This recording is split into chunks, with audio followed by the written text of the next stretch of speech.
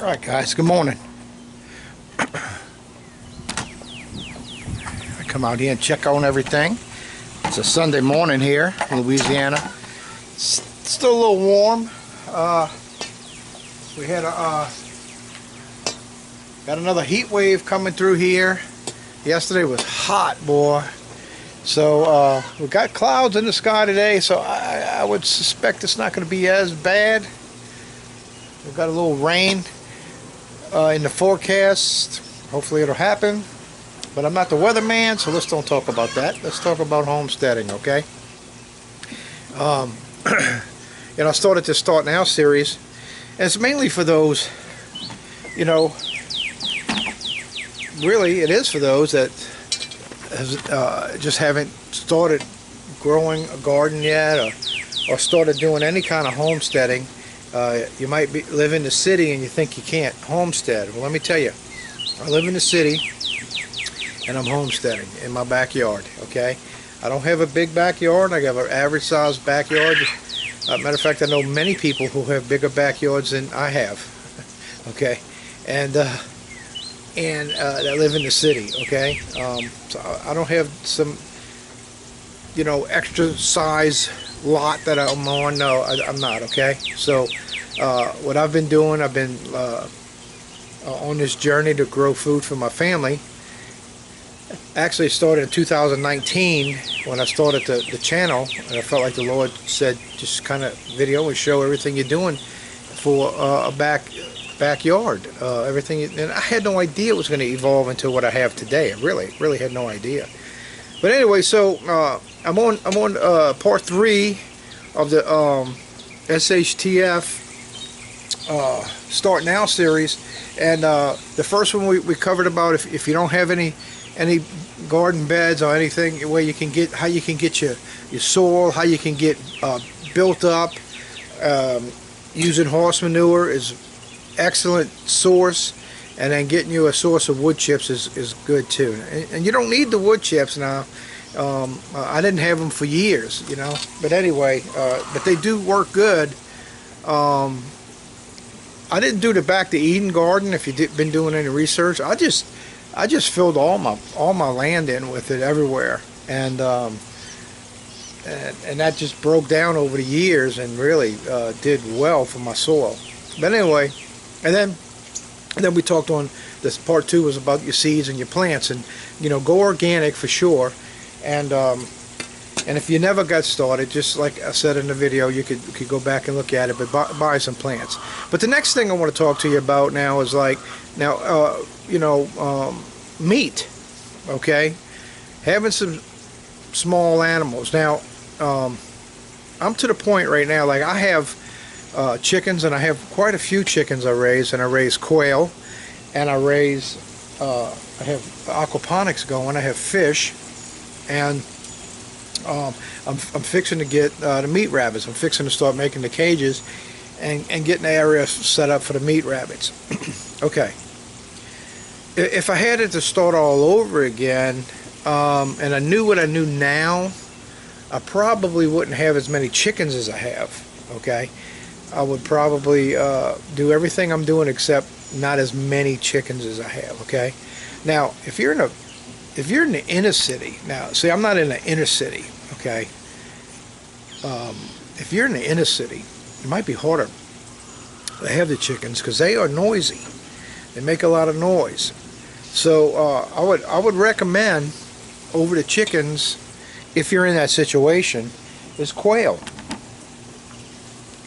I really enjoy the quail for several reasons. I mean,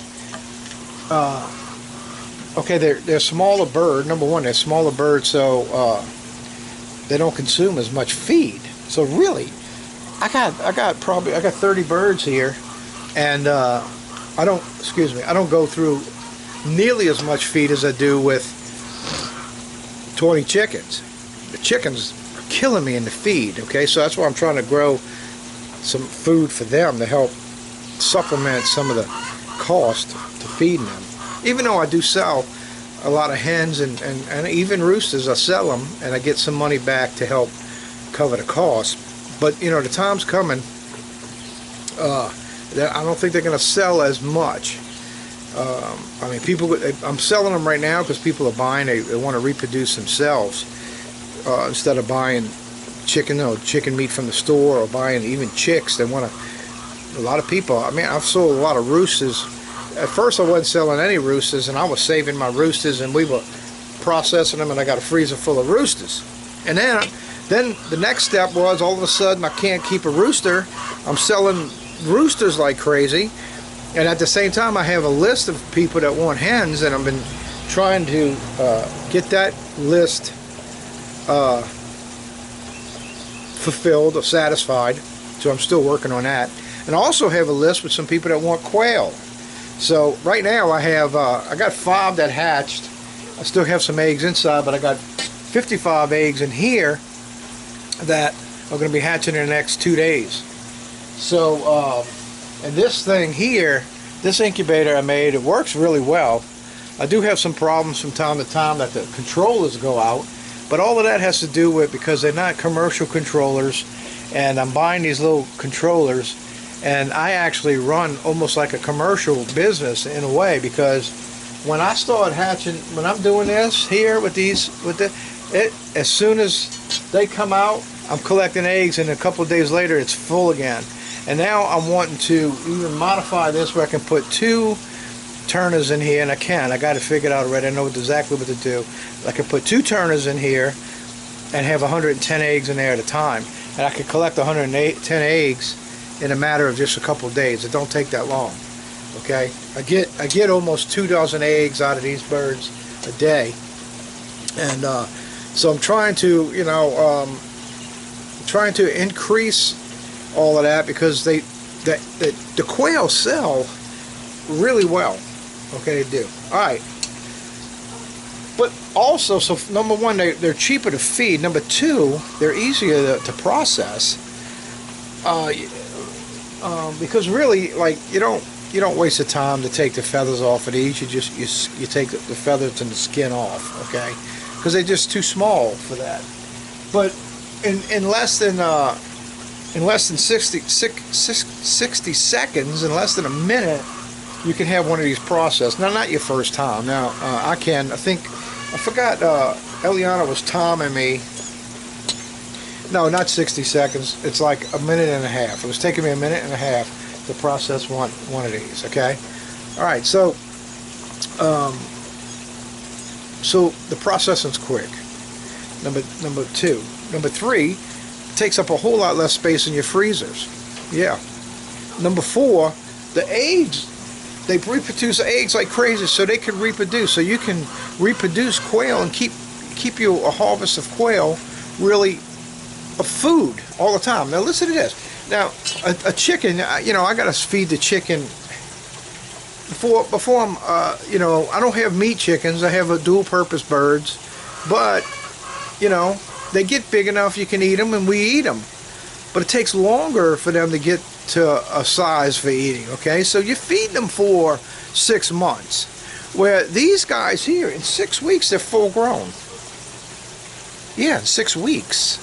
So you can hatch out a bunch of them, and in 6 weeks process a bunch of them, and then while that's going on, they're still laying eggs. They lay eggs like crazy, man, and they don't really slack up. You know, like chickens. The only thing that slacks them up is if they get spooked. So like if there's a predator coming around, that's when I know I got raccoons around here. When they slack on the laying, I know I got something messing with them. Okay, but until then, there's no slack, man. They dropping eggs like crazy. Quail, and they're quiet. Nobody knows you really have them. They're really a good source of meat to have on your homestead, on a backyard homestead situation. It takes up. Here I have 30 birds, and I have an empty cage down here that I still want to fill up and get another 10 birds in there. And I got all in this little area right here. This is 8 foot wide. This comes out 8 feet from the back, and I have a space to get around it over there. So this thing is 6 feet by 2 feet, and look what I got in here. it takes up so much less space, where the chickens are taking up a whole lot more space. Now, the other thing I would recommend for meat would be the rabbits, and I haven't been there yet with the rabbits, but that's the area I'm headed to right now. I'm going toward that right now.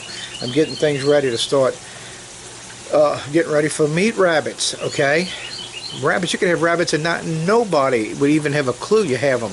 These make a little bit of noise. The males do a little cry, but you could probably hear other birds. Listen. There's a bird out in a tree somewhere. You could probably hear him. He's pretty loud. When they make their noise, it's the same. It's kind of like the same thing. It ain't like somebody's going to be, oh my God, what is that? He's got all this stuff in his backyard. It sounds like a regular bird chirping somewhere. It's a different type of chirp, but it's just like hearing a bird in your tree. So they're not going to be noisy. They eat less. They reproduce like rats. I mean, crazy reproduce. The meat is good. The eggs are good for you. The eggs are even actually more nutrition, have more nutritional value than a chicken egg. You know, and I got a video to that. I'll link it in the description where you could go back and see that video on the chicken egg versus the quail egg, and even the meat. I got one on the meat, the chicken meat and the quail meat. This meat's really lean meat, really good meat for you. So, and then, you know, if you never, like myself, I was 59 years old when I processed my first animal. I never done that my whole life. Never went hunting my whole life because my dad never did all that. So I grew up in the city and never done that. I mean, I had friends that grew up in the city that went hunting every year and did that, and I would never go. I'd get invited to go, but because I wasn't really like raised in that, I had no desire for it. So I never did go. So I never did clean an animal. Till I was 59 years old, I started with one of these, and I was really struggling with doing it because I didn't even think I could do it. Well, it turned out not to be as bad as I thought it would be. And then when I did the chicken, well, of course, that's a bigger bird, and it's more guts and more blood, and it's a little more traumatic, let's say, but I got used to that, and I can do that now, okay? Now, doing either one, it's not fun processing an animal, killing an animal. That's not fun, you know. But you're raising them for a purpose, to provide food for your family. And once you get that part in your head, and they're not pets, they're here for a purpose, and then you take care of them, you give them the best life that they can have, and you raise them with a quality lifestyle. And then it's like their purpose was for you to raise them and for you to eat them. And so you know, it's a little mental thing you got to get through, but you can get through it. It's not bad at all. In a backyard situation, especially in the inner city, this is the way to go right here. Nobody would even know you got it going on. You have the guts is a lot less of it when you process. You got a lot less stuff to get rid of, to throw away, than you do with chickens. Like you could process, if you processed, you know, 15 or 25, let's say 25 quail and 25 chickens, you're going to have a whole lot more guts and stuff to get rid of the chickens than you will with this. It's just easier. I'm just saying, it's just because that's something that, you know, you got to think about too. You're getting rid of all the guts. If you're not on a farm, see, on a farm situation, all of that stuff goes to your pigs and goats and other animals. Well, not in a backyard situation. You don't have all that, so you gotta find a way to dispose of the guts and the feathers and all that stuff. Okay, so, and you could do stuff like, you could put it in a compost and all that, but I don't recommend doing that. Like I don't put any food in my compost piles just because it draws raccoons and possums and rats, and I'm trying to not draw that, I'm trying to keep that way down to a minimum. Matter of fact, I do have a problem with rats from time to time. Nothing to the point where it's an infestation. But I do have them around here. I mean, you have chickens, you have all this, you're going to have rats. I don't have cats, and that's something I'm going to be getting too. So I'm going to work on cleaning out my shop, because I do have poison set in there. And I'm going to get it all cleaned out before I get the cats, because I don't want the cats going in there and getting a hold of any kind of poison, because they could probably get into it if they tried hard enough. And so I don't want to take that chance. So what I'm going to be doing is getting that cleared out, and then I'm going to be getting me some cats for the property, and I'm going to let that be my way of controlling any kind of rats and mice and all that. Okay, that's something else. It's going to draw all that. So if you're in a city, it's going to draw that. It's going to draw mice. It's going to draw rats. Okay, so you got to just be ready for that. Have some cats. Start now. If you plan on doing this, get you some cats now where they're grown up. So when you start this stuff, you know, you'll have the cats already.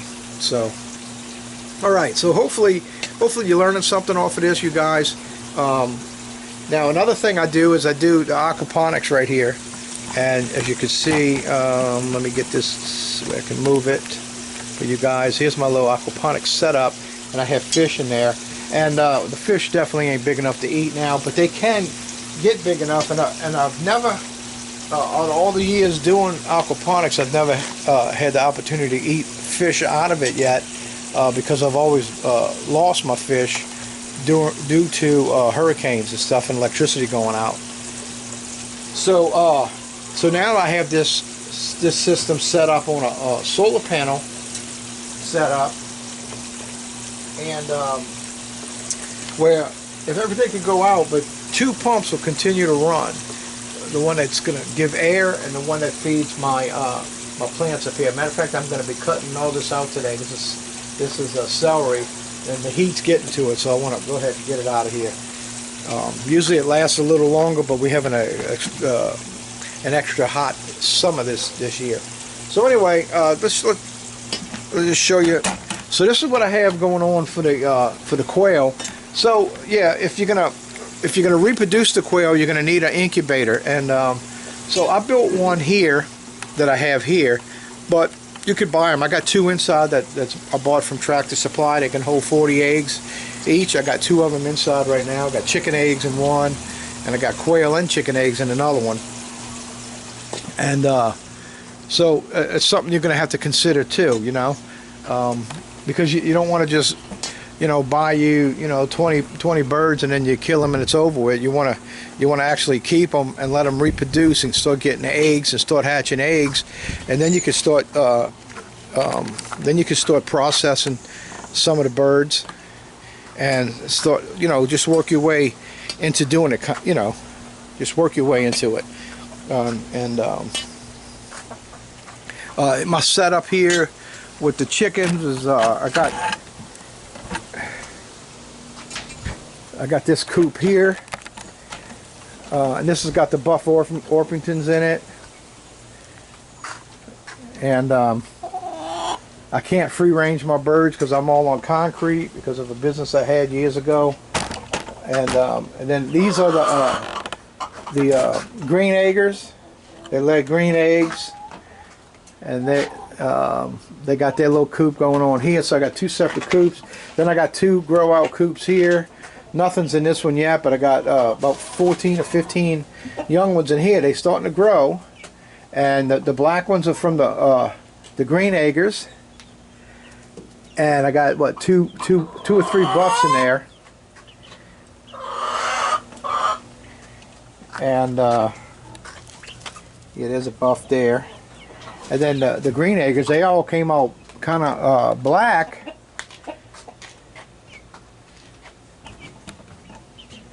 That one looks funny, but it's the way the black and his beak, the way their beaks are kind of like not solid, had a funny look to it. This looks like a little hen right here. See how she don't have no tail feathers? Like, I think that's how you would tell. I'm not sure. With the buffs, I can tell real easy the roosters and the hens, but these the Americanas, I'm not sure how to tell yet. And it could be the cone's a lot red, so that could be a rooster. I'm about to do a little research on it for them. But anyway, so that's what I got going here. And see, I sell a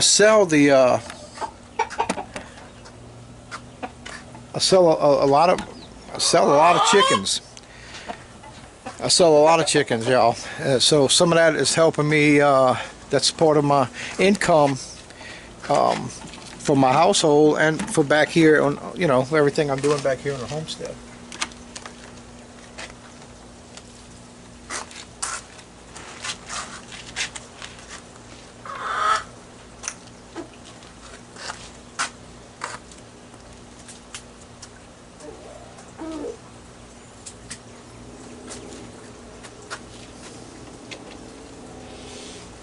All right, so meat.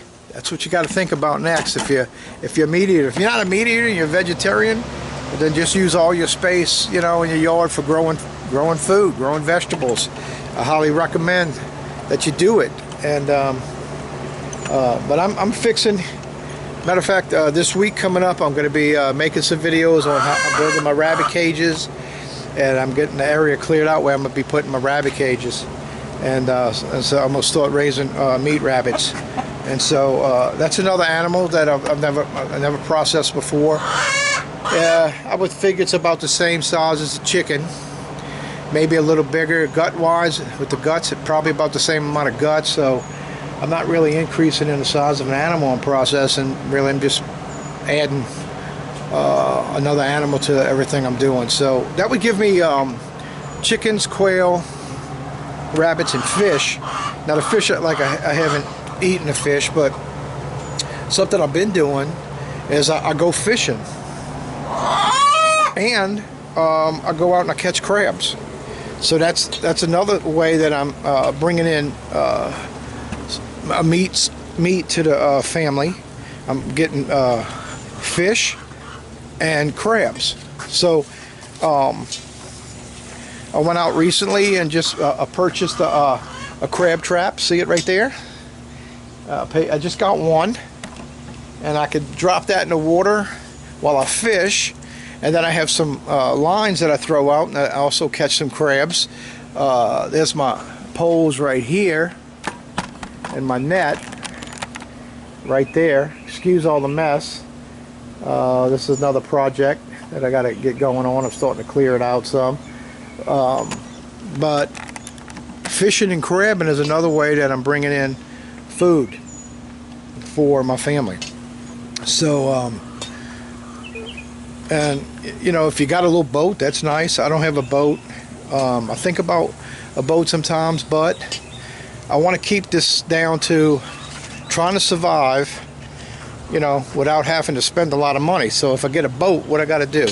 It's going to cost me gas to go out every time I go. So if I'm going to be spending $30–40 on gas and I'll come back with no food, just kind of leery about that, you guys. So that's why I'm not going the route with the boat. And right now I'm still finding areas where I could fish and crab. And matter of fact, I'm going to be making a trip down to Grand Isle soon, and I'll video some of that for you, let you see that. But Grand Isle is a great place for saltwater fishing. You can catch trout and redfish, and you can catch all kind of fish, really, even fish I don't even know about, and crabs like crazy. So I'm planning right now a trip down there, and so I could come back with a lot of fish to put in my freezer, and crabs and all, and for the gumbos and for everything else. So that's just going to be a trip. Now that's going to cost me some money, but I'm going to come back with a lot. You know, I mean, right around this area, I go out, I come home with about a dozen to 15 crabs. A crab in the store is $3. If you go buy a dozen crabs, it's $36. So when I go out, I'll go buy a pack of chicken legs, drumsticks. I spend about $7, and I don't know, $5 in gas maybe, because where I gotta go is not far at all. It's 2 miles away. No, about 3 to 4 miles away. Okay, that's where I gotta go. That's where I go. It's only a couple of miles away. Don't cost that much in gas, and I'll come home with, you know, 15 crabs. Depending on the time of the day you go. You know, if I go the wrong time of the day, I won't come back with any. And I'm learning all that kind of stuff right now. So right now, I know when to go and come back with some crabs. The fishing I haven't done too well with yet, but I'm not going to give up on it. I'm going to keep searching and find the areas to fish. I mean, yeah, the fish, or maybe the type of bait I need to use. So I'm learning all that right now. And something else I never done as a kid. I never really went fishing much, hardly at all. Now I did a lot of crabbing as a kid. My dad did that. Took us, me and my brothers, and we used to go crabbing quite often, and used to catch a lot of crabs. Matter of fact, we used to have outings with a lot of my cousins and aunts and uncles, and we'd all used to meet and go crabbing, and we'd have so many crabs. They'd boil them out there at wherever we at, and we'd be eating boiled crabs all day long because we're catching crabs all day. I mean, so we would catch a lot of crabs. So anyway, so that's something I'm doing too, to add to everything I'm doing. So that doesn't take up any space here except the size of that crab trap, and if I buy another one or two, I can stack that on top of each other. It doesn't take much space to store that.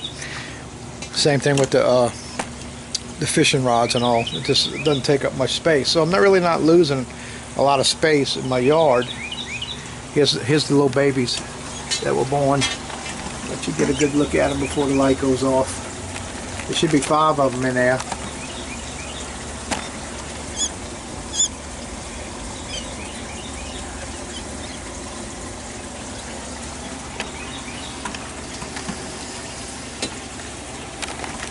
Alright guys, alright, so that should wrap up this video on what meat to raise in a backyard situation. If you're going to go with chickens, you know, start small. Maybe 6 of them. No, it all depends on the size of your family, really. But you know, 6 chickens. You're going to need a coop for them. Even though you might have enough yard, you can let them run loose. I can't do that. I don't have no grass. A little bit of grass I can't let them, because I let them out. I've done it before. Years ago, I let the chickens out and they destroyed all my food I was growing. So I can't let them out. So, and even if I put wire around my stuff and let them out, there ain't much for them to, because 90% of my backyard is concreted. I had to do that years ago from a business that I had. So they don't really have place to scratch, and so what would happen would they probably wander off some kind of way off the property onto other people's property. So I got to keep mine caged, okay? So I keep my cages as clean as I can. I try to treat my chickens as best as I can, but you're going to have a coop for them to go in at night, because there's going to be predators at night that they want your chickens. Even domestic animals like cats will love to chomp on your chickens and your rabbits. So everything has to have a good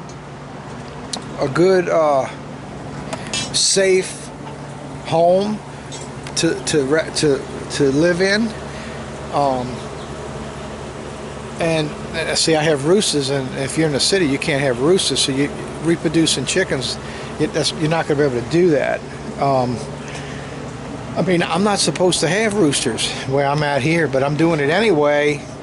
And if they came back here and shut me down, they would really see a lot that I'm doing back here, and probably I probably wouldn't be able to do anything. So I'm taking a chance.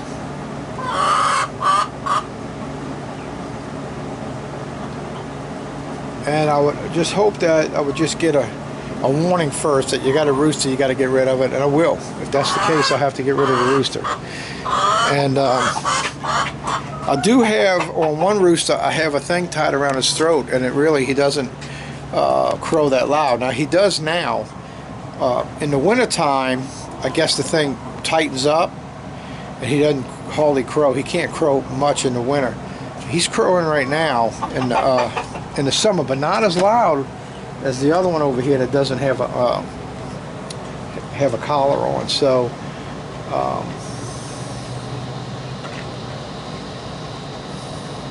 yeah, so I got to work on all that.